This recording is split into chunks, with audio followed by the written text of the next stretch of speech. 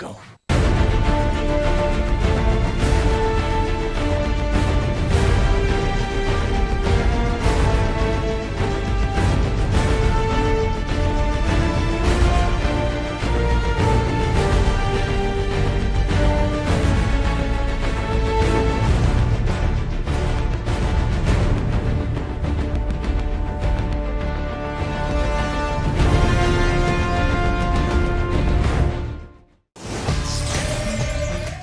Hello guys, I'm CBMF Productions and welcome back to DC Film Retrospective. Today's film is a big screen debut of the Teen Titans, and based on the popular animated series, Teen Titans Go to the Movies. As previously stated, this is based on Teen Titans Go, a more kiddie version of the 2003 animated series that doesn't have the best reputation, because of how different it is from the early 2000s series. Because of the series' popularity, Warner Bros. Greenlit the film in September 2017, despite this was made while the series is still running, and because it was basically an extended episode of the series put onto the big screen, with a couple big actors voicing characters such as Kristen Bell, Jimmy Kimmel, Lil Yachty, and Halsey voicing, making songs exclusively for the film, along with Will Arnett, who wasn't voicing Lego Batman, which as I did skip that film because it is technically part of another cinematic universe, but getting back on track. Because not much was changed in the production in comparison to the show, it only cost $10 million to make. Because of that, when the film got released in July 2018, it only made $30 million domestic and $50 million worldwide. It ended up being more profitable than Justice League. The film got great reviews despite the bad reputation of the show, and the animated series is still on air to this day, with episodes tied into the movie, both before and after this film came out. But anyways, with the history out of the way, let's get into the plot.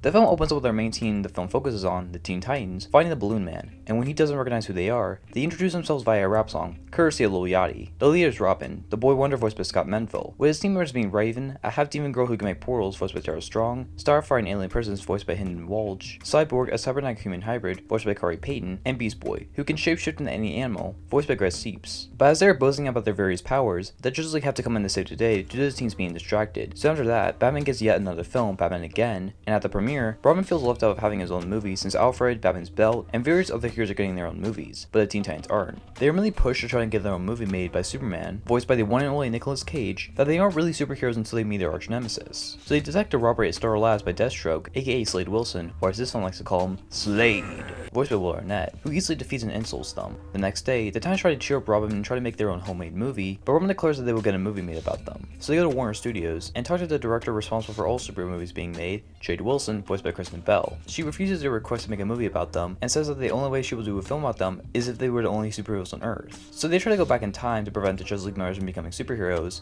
ruining the present, so they have to fix it back. Meanwhile, Slade goes away and takes to infuse a crystal he stole from Star Labs to use his powers, but the Titans show up and stop him, getting the crystal, but Slade escapes. Jade then announces that she will make a movie about them because of their fight with Slade.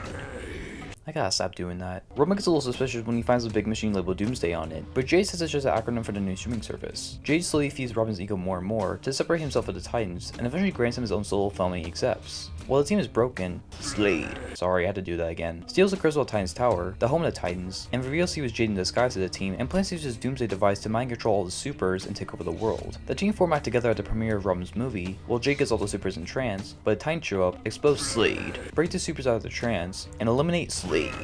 Sorry, I promised last one. Plan all in a music number. As Robin realizes he doesn't need a movie to be a hero because he's learned so much about himself as credits roll to two post-credit scenes. The first showing the sorted screen showing the Titans from the early 2000s series saying they found a way back, heading towards a future episode, and then the latter scene being a gag of the challengers of the unknown, who got trapped in the void at Batman's premiere in the beginning of the film, realizing they missed the whole movie as credits roll. This film was way better than I expected it to be. As someone who only watched the show during its first season or so back in elementary school, because around the time the show aired, I kinda exited watching kids shows and channels after 5th grade. I remember hating the show because of how annoying it was. And combined with hearing so much vitriol on the internet about how much of a betrayal this was to the original series, which isn't one of the first properties I remember, to see so much hate being thrown towards it. And with the film not changing the style or format that much from the series, all the red flags went out that this could be bad, in my mind at least. But in reality, this is actually a very clever, fun, fast-paced romp of a movie. This is very much Kitty Deadpool in the way it pokes fun at itself, DC, Marvel, quite a lot more than I was expecting. Nah, I'm pretty sure you're Deadpool. Look into the camera and say something inappropriate. Comic properties as a whole, and how it's affected the movie industry, and so much more. Every scene throws a joke at you and most of them surprisingly hit. I don't know if the writers from the show saved all their best jokes of the film, or new writers came in, but whatever script form they came up with to make this film actually funny is really unexpected and a delightful surprise. All the voice acting is top notch from the voice actors carried over from the series to the big stars such as Will Arnett and Kristen Bell. The film is so fast paced that it does feel like an episode of the series, but way better quality. The film isn't just a bunch of lowbrow humor either, Comic book fans gotta have a ball with this movie because of the amount of in-jokes and references to other comic book works. All my family's enjoying for how much fun it is. I also enjoyed the fact that filmmakers actually put in some dark humor as well. That gives the humor in the film more layer and nuance than I would previously think. The film has a wide variety of humor that can satisfy fans of the show, families, comic book fans, and anybody interested in this property. It shows a blast from beginning to end. Starting off, it's kind of off-putting that the film has the same animation style as the show, because although it feels like you can watch this in the show's chronology, it doesn't work for feeling like a professional movie, and I wouldn't be surprised if many people mistake this for a direct-to-TV film. I just wish it upped the animation a bit. There's so much going on that it can lose track in the emotional beats, which don't really work in and of itself, because it does follow the usual kids movie tropes, or it forgets to focus on the plot, which is quite bare bones honestly, because there is so much being thrown in your face that you don't know what to focus on. And because of the pace and the story, it doesn't lend to itself really feeling cinematic as well, because of how bare bones and short it is. Lastly, the film is jam-packed with songs, and I don't remember any of them, but none of them really stand out amongst the rest of the film in my mind. The inner machinations of my mind are an enigma.